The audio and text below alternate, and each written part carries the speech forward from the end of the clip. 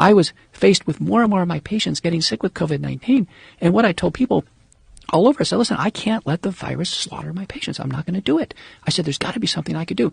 Early on, I used hydroxychloroquine, other drugs in combination. Once Pierre Corey, I give him great credit. His first contribution is actually steroids in the use of COVID-19. So we started using steroids once it was shown to us.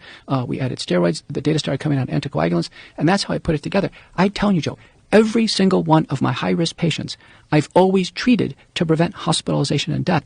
Of the 800,000 deaths that we are right now, I can tell you to a one, they've received either no or inadequate early treatment.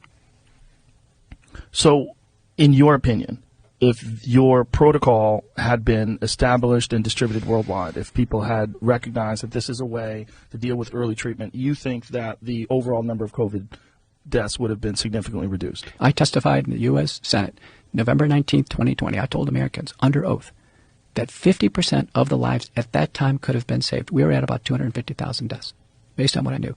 I then testified on March 10th, 2021 in the Texas Senate. Sworn testimony.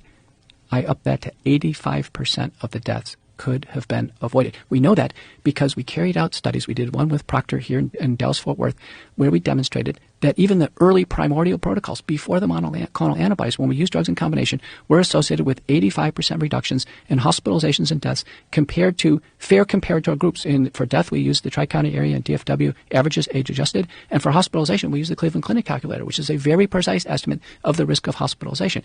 Then, simultaneously, Derwand and Zelenko showed that from our own New York data, and then Didier Rialt showed it from Marseille, France. So we have three different areas showing early multi-drug therapy as an outpatient works substantially, and we've had a giant loss of life, a giant number, millions and millions of unnecessary hospitalizations. And it seemed to me, and I've told Tucker Carlson and many others, it seems to me early on there was an intentional, very comprehensive suppression of early treatment in order to promote fear, suffering, isolation, hospitalization, and death. And it seemed to be completely organized and intentional in order to create acceptance for and then promote mass vaccination.